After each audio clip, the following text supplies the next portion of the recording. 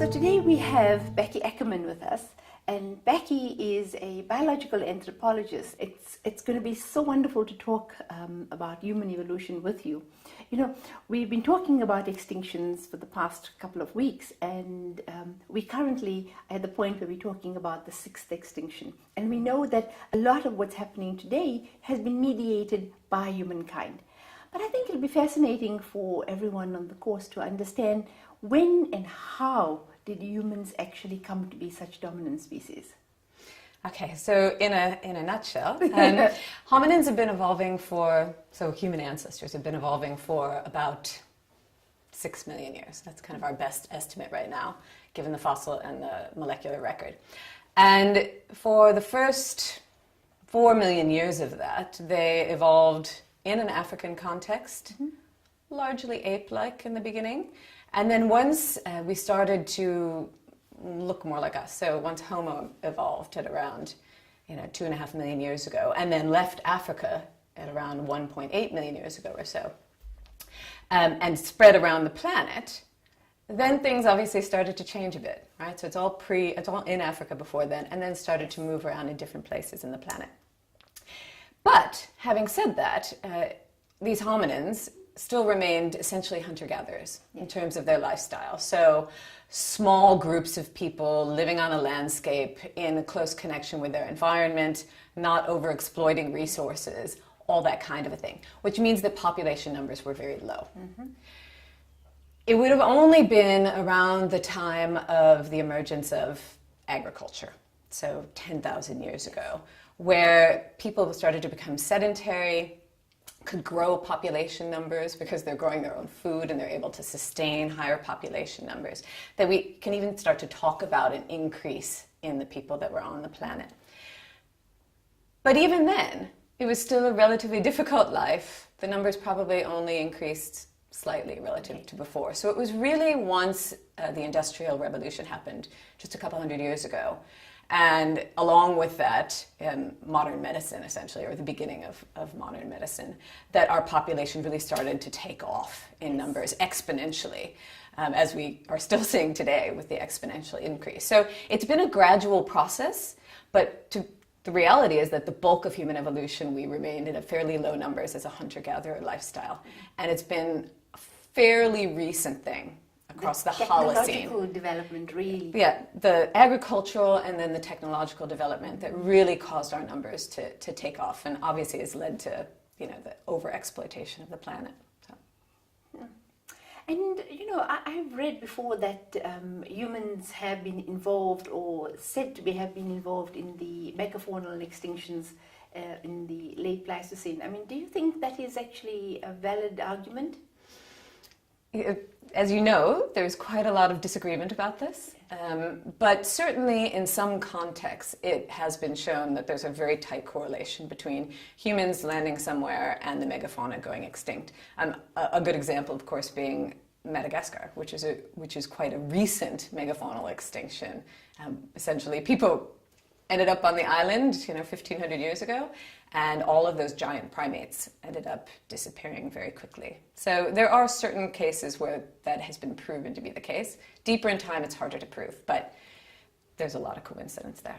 Yeah, I think so. I think it's a combination of factors, but humans may have been a big contributing factor. A big player. Yes. And the other thing that has always I've been wondering about is the fact that when we look at modern humans, they seem to be genetically quite less diverse than any other primate. I mean, do you have any ideas about why that may be the case? So again, this probably comes down to the fact that humans were hunter-gatherers for such a long period of time and at extremely low numbers, very susceptible to genetic drift, to loss of diversity, to population bottlenecks. We used to think that what appeared to be a bottleneck, so in other words, going through a period of very, very small population sizes in humans, was associated with a out-of-Africa replacement model of human evolution. We no longer know that because we now know that an out-of-Africa replacement model actually isn't the right model.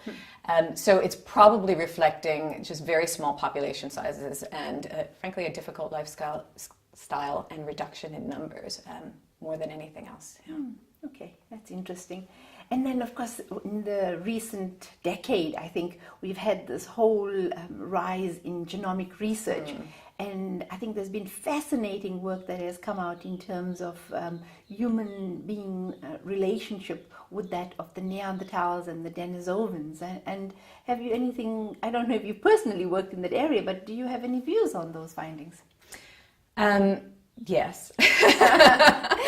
No, so that's only been since 2010, right? So it's been a very, very short period of time when we've started to get whole genome information. So before that, there was quite a lot of information on the mitochondrial genome of Neanderthals in particular. And the previous information had kind of been telling us that Neanderthals weren't a contributor to modern people. It was supporting this replacement idea that people came out of Africa and replaced everything else. Once 2010 came along and the work started to come out on whole genome, everything got quite mixed up. And essentially what it's saying now is that we've had a whole series of hybridization events. So hybridization around 100,000 years ago that caused genes to flow from the people emerging from Africa into Neanderthals.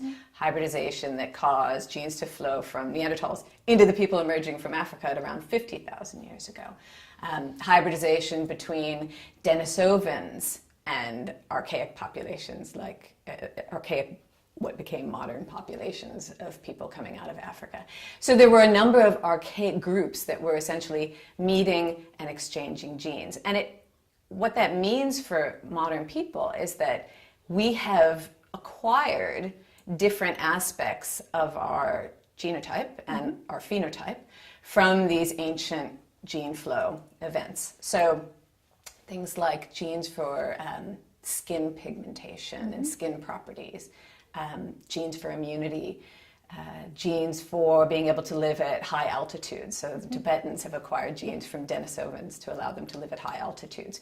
And so our genome, if you think of it as like a whole human species kind of genome, is this amalgamation of stuff. And it's almost like evolution has picked and chosen from these different archaic groups to make the combinations in different parts of the world best suited to the environment there.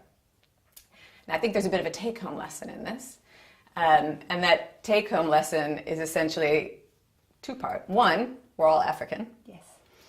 We've always been that because our ancestors initially evolved in Africa and everything resulted from an emergence from Africa. But the second take-home from that is that modern people today are also simultaneously all hybrids, that we've had a history of, not just for 1,000 years or 2,000 years or 100,000 years, but for millions of years of migrating, meeting, interacting, and exchanging, including exchanging genes as well as culture. And that property of ours, that coming together and exchanging, is a very human trait, and it makes it very difficult to parcel people into discrete units. That's a big lesson in today's world, right? Exactly. We do that all the time. Exactly. I think it's such an important message, actually, that in a sense, that's why we are all one. We are one species. Exactly. And the differences between us are so minute that it's not even worth talking about. One complex, diverging, amalgamating group of people. Wonderful. So Becky, it looks like the phenomenal success that humans have had on the planet has actually been the downfall for the planet. I mean, what do you think of that? Yeah, I mean, it's true. You know, we are, what makes us successful evolutionarily as a species, right, is reproducing. And we've been extraordinarily successful of that, and particularly in the last, few decades, our numbers have increased tremendously. But of course, that means we're putting pressure on the environment, on our food resources, on the other organisms on the planet. We're causing these extinctions. We're causing the extinction of our closest relatives, the other primates. Yeah. So the reality is we need to confront all of those things and try to reduce our impact on the planet. And I hate to say this, but at the end of the day, humans really need to get our population numbers down. We need to also control our own reproduction so that we are less of an impact on the planet that way, and it's more sustainable going forward.